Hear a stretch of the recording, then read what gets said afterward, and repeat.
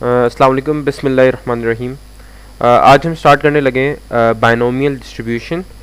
Binomial का word हमने P1 के अंदर सुना था, बायनोमियल थ्योरम्स के अंदर।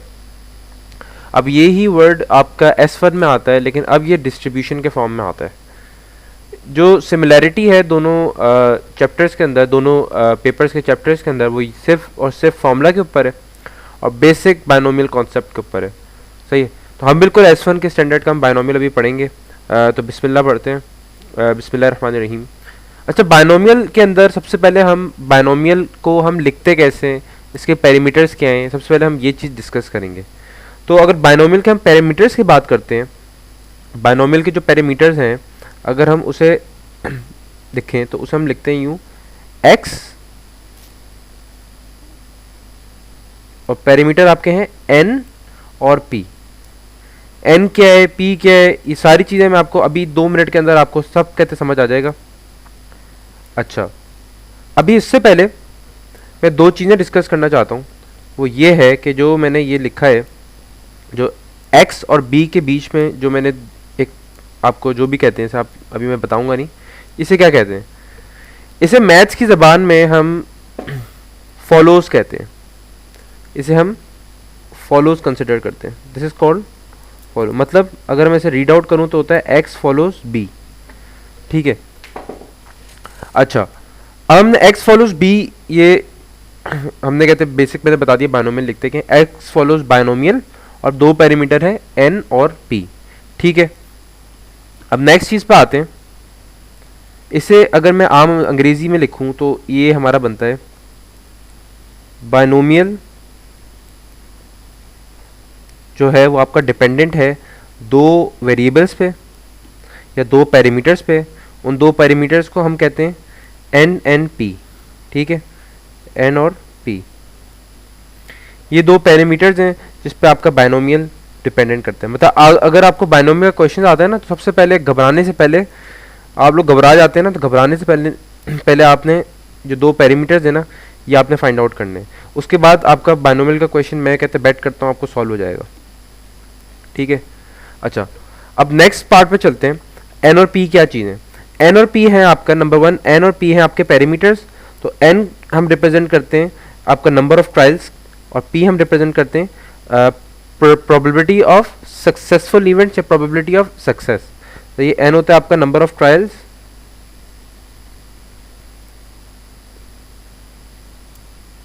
और p होता है आपका प्रोबेबिलिटी ऑफ सक्सेसफुल इवेंट या प्रोबेबिलिटी ऑफ सक्सेस। ठीक है। अच्छा, बायनोमियल सॉल्व करने के लिए ना कुछ कंडीशंस होती हैं। वो कंडीशंस क्या हैं? वो कंडीशंस ये हैं कि कंडीशन नंबर 1 हम सबसे पहले लिखते हैं कि बायनोमियल के अंदर ना सबसे पहले जो आपके नंबर ऑफ ट्रायल्स हो फिक्स होने चाहिए। मतलब फिक्स्ड नंबर ऑफ ट्रायल्स होने चाहिए आपके पास। ठीक है, fixed number of trials. For example मैं कॉइन टॉस करता हूँ। मैंने कॉइन टॉस किया और मैंने बोला मैं कॉइन 3 दफ़ा टॉस करूँगा, तो कहते हैं तीनों के अंदर हेड कब आएगा मेरा। 3 दफ़ा मैंने कॉइन टॉस किया, तीनों पे दफ़ा कॉइन टॉस करने में मेरा सेकंड नंबर पे हेड आया। सही है, और बाकी 2 1 और 3 में टेल्स आया। तो मुझे फिक्स नंबर ऑफ ट्रायल क्या पता है? फिक्स नंबर ऑफ ट्रायल क्या पता है? मुझे ये पता है कि मैंने कॉइन सिर्फ 3 दफ़ा टॉस किए। अगर मैं इसे बड़ी रेंज पे, बड़े स्केल पे बताऊँ, मैंने 40 दफ़ा मैंने कॉइन टॉस किया, 40 दफ़ा मैंने कॉइन टॉस किया, तो मेरा हेड आता है ग्रेटर देन या इक्वल टू 20 पे। मतलब 20 या 20 से ज़्यादा पे मेरा हेड आएगा। तो फिक्स नंबर ऑफ ट्रायल्स यहाँ पे क्या है? 40। जो पता है 40 दफ़ा ही टॉस होगा मेरा कॉइन। सेकेंड है आपका कांस्टेंट प्रोबेबिलिटी। कांस्टेंट प्रोबेबिलिटी क्या है? कांस्टेंट प्रोबेबिलिटी ये है कि मेरा हेड आने के प्रोबेबिलिटी भी 1/2 है और टेल आने की प्रोबेबिलिटी भी 1/2 है। ये दोनों चेंज नहीं होंगी। अगर मैं यही चीज़ अगर मैं ले चलता हूँ आपको 6 फेयर साइडेड डाइस पे, तो फेयर साइडेड डाइस जो होती है उसमें मेरी 1 आने की प्रोबेबिलिटी 1/6 होगी, 2 आने की प्रोबेबिलिटी 1/6 होगी। तो ये प्रोबेबिलिटी कांस्टेंट है, और ये इंडिपेंडेंट इवेंट भी कहते हैं। आपका जो कॉइन टॉस कहते हैं उस हम इंडिपेंडेंट इवेंट कहते हैं। सही है, मतलब इसके अंदर आपका ना रिप्लेसमेंट होती है ना विदाउट रिप्लेसमेंट होती है। फॉर एग्जांपल मैं एक बैग है, बैग से मैं कहते हैं बॉल्स निकालता हूँ, तो बॉल्स में निकालता हूँ तो मैं हमने कहते हैं 11 में भी पढ़ा था और अपना चैप्टर जो प्रोबेबिलिटी है उसमें ये पढ़ा था कि आपकी जो कहते हैं रिप्लेसमेंट होती है, विद रिप्लेसमेंट होती है, बॉल आपने निकाली वापस रख दी, तो जो आपकी प्रोबेबिलिटी है वो आपकी अगर 1/12 है, मतलब 12 बॉल है, एक रेड है, तो 1/12 है, आपने वापस रख दी तो प्रोबेबिलिटी 1/12 ही रहेगी। लेकिन अगर रिप्लेसमेंट है, विदाउट रिप्लेसमेंट है, तो आपकी यही प्रोबेबिलिटी आपकी 1/0.11 हो जाएगी अगर आपने रेड बॉल वापस पिक करती। एक बॉल थी ना, एक बॉल यूज हो गई। इंडिपेंडेंट इवेंट में ऐसा कोई सीन नहीं होता, इंडिपेंडेंट इवेंट में ऐसा कोई सीन नहीं होता है। इंडिपेंडेंट इवेंट में आपकी प्रोबेबिलिटी कांस्टेंट रहती है, मतलब हाफ है तो हाफ ही रहेगी, सही है। तो ये हो गई आपकी कंडीशंस, ठीक है, ये हो गई आपकी बायनोमियल डिस्ट्रीब्यूशन की कंडीशन। मतलब बायनोमियल डिस्ट्रीब्यूशन का सवाल आए ना तो सबसे पहले ये कंडीशंस रट लो, तुम्हारा सवाल इंशाल्लाह सॉल्व हो जाएगा, सही है। बायनोमियल डिस्ट्रीब्यूशन और आपका जो नॉर्मल डिस्ट्रीब्यूशन है, इस दोनों की फ़र्क की कहते हैं आपको कंडीशंस पे पता चलेंगी, सही है। थोड़ा सा कहते थोड़ा सा ना सवाल दूसरे तरीके से आता है इसका, सही है। अच्छा, अब जो आपके प्रोबेबिलिटी है वो सिर्फ दो होती हैं। एक होती है आपकी प्रोबेबिलिटी पी, पी हम कहते हैं सक्सेस को, हमने ऊपर पढ़ा, और एक होती है क्यू, क्यू हम कहते हैं फेलियर को, ठीक है। अब ये रट लो, ये आपका अपना पी और क्यू आपका ज्योमेट्रिक में भी चलेगा, पी और क्यू आपका नॉर्मल में भी पढ़ चलेगा, पी और क्यू, ठीक है। पी हम कहते हैं प्रोबेबिलिटी ऑफ सक्सेस,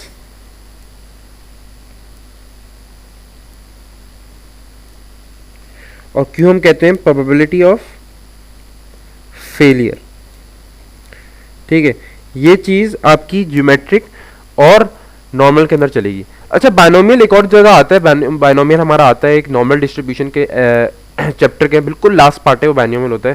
तो हम जब वो वाला चैप्टर पढ़ेंगे इंशाल्लाह तो आपको बायनोमियल भी रिवाइज हो जाएगा आपका इंशाल्लाह।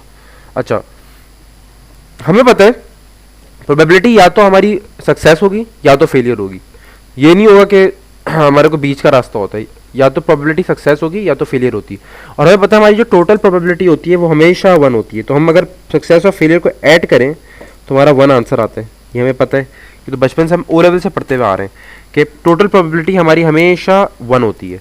इसी तरह हम इससे थ्रू हम पी की और क्यू की एक इक्वेशन निकाल सकते हैं कि p is equal to 1 minus q, या q is equal to 1 minus p, ठीक है। ये तो बहुत बेसिक सी बात की है मैंने, ठीक है।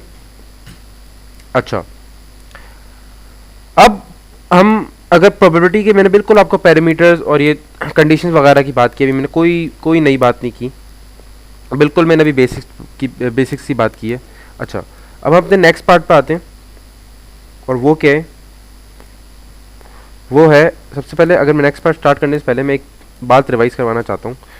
हमने पढ़ा था एक वर्ड, हमने पढ़ा था एक चैप्टर पढ़ा था हमने, उसे हम कहते थे discrete random variable, discrete random variable, ठीक है, ये हमने पढ़ा था। अब इसके अंदर हमें एक बात पता थी, ये पढ़ने, सही है। वैसे अगर एक अच्छा बच्चा है, पढ़ने वाला बच्चा है, उसे पता होगा कि जो आपकी जो डेटा होता है ना, डेटा आपका दो टाइप का होता है, डेटा होता है दो टाइप का, एक होता है डिस्क्रीट और दूसरा होता है आपका कंटिन्यूस, सही है। डिस्क्रीट डेटा होता है, उसे हम क्या कहते हैं, उसे हम कहते हैं डेटा विच इज काउंटेबल, वो डेटा जो काउंटेबल होता है, सही है, उसे हम कहते हैं डिस्क्रीट डेटा, सही है। अब बायनोमियल के अंदर भी डिस्क्रीट को हम रिप्रेजेंट करते हैं, मैं सॉरी ये बताना भूल गया, डिस्क्रीट हम DRV कहते हैं या डिस्क्रीट वेरिएबल एक्स कह लेते हैं, ऐसे रिप्रेजेंट करते हैं। अच्छा, बायनोमियल के अंदर भी डेटा काउंटेबल होता है आपको, तो आपको बायनोमियल समझने से पहले आपको डिस्क्रीट की थोड़ी सी अंडरस्टैंडिंग होनी चाहिए, ठीक है। अच्छा, ये बात तो हमारी होगी बायनोमियल की। अच्छा, अब हम बात करते हैं बायनोमियल लिखते कैसे हैं। बायनोमियल के बारे में बहुत मैंने लंबी डिस्कशन ले ली, अब मैं बात करता हूँ कि बायनोमियल लिखते कैसे, बायनोमियल का फॉर्मूला क्या है।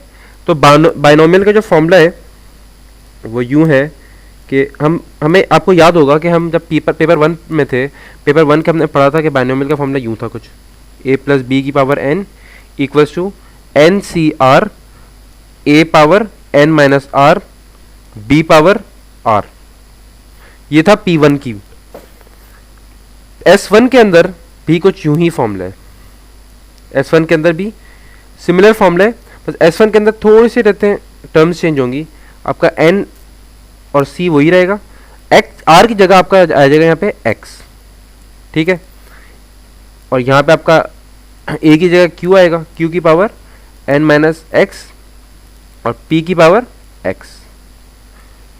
ये है आपका बाइनोमियल डिस्ट्रीब्यूशन का जनरल फॉर्मूला,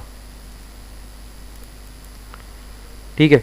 अच्छा, अब इसके अंदर x क्या है, p क्या है, q क्या है, n क्या है। सबसे पहले x की अगर हम बात करें, x की बात करें तो x है आपका, x आपका वो वाला कहते हैं टर्म है जिस पे आपका सक्सेस आया है, या फॉर एग्जांपल मैं अगर एक डाइस कहते हैं एक हेड टॉस करता हूँ, कॉइन टॉस करता हूँ, कॉइन मैंने 10 दफ़ा टॉस किया, मैंने बोला एग्जैक्टली 8 पे कहते मेरा हेड आएगा, तो जो 8 है ना, 8 है मेरा x, मुझे पता है 8 अपना नंबर ऑफ ट्रायल पे या x नंबर ऑफ ट्रायल पे मेरे कहते हैं जो वैल्यू आ रही है वो है x को अगर हम चेक करें x की वैल्यूज़ क्या क्या हो सकती हैं, x की वैल्यू 0 से लेके n तक होती हैं, मतलब 0 से लेके कोई भी वैल्यू मैक्सिमम वैल्यू उसकी n तक होगी, सही है, जाहिर सी बात है, एन सी एन मैक्सिमम होती है, एन सी अगर फॉर एग्जाम्पल 10 है, 10 से 11 तो कुछ मेहतर आ जाएगा। अच्छा, अब हम बाइनोमियल डिस्ट्रीब्यूशन का मीन फाइंड आउट करते हैं, सही है, मीन को हम एक्सपेक्टेशन भी कहते हैं, ई ऑफ एक्स कह लो।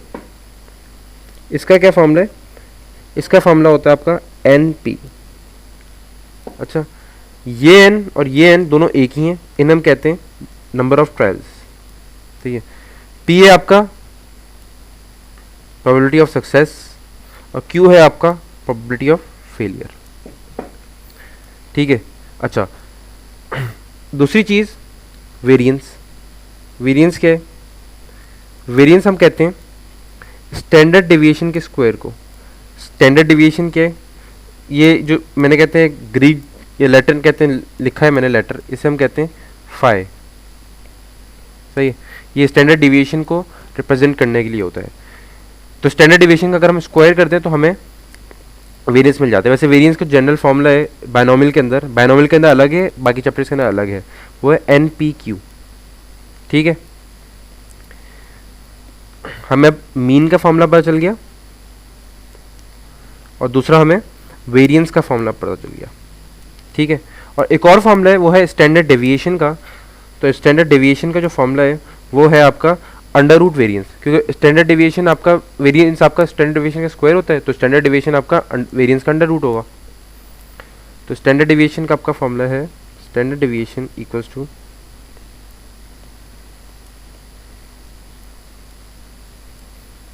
अंडर रूट वेरिएंस क्या है आपका एन पी क्यू, सही है।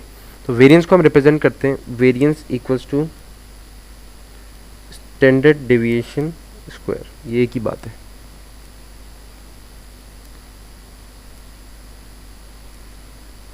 ठीक है, I hope it's clear now. मैं एक दफ़ा रिवाइज करा देता हूँ ताकि सही से दिमाग में बैठ जाए, ठीक है।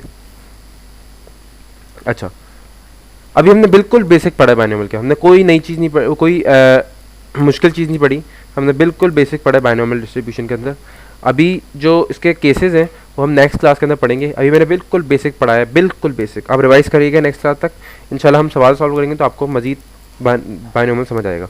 अच्छा, बाइनोमियल के अंदर सबसे पहले रिवाइज कराऊँ, हमने सबसे पहले पढ़ा बाइनोमियल के पैरामीटर्स। पैरामीटर होता है आपका एक एन और एक होता है आपका पी।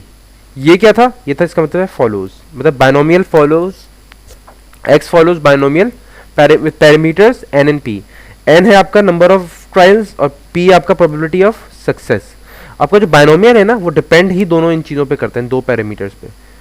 अब कंडीशंस थी सबसे पहले fix number of trials, second constant probability, third independent events.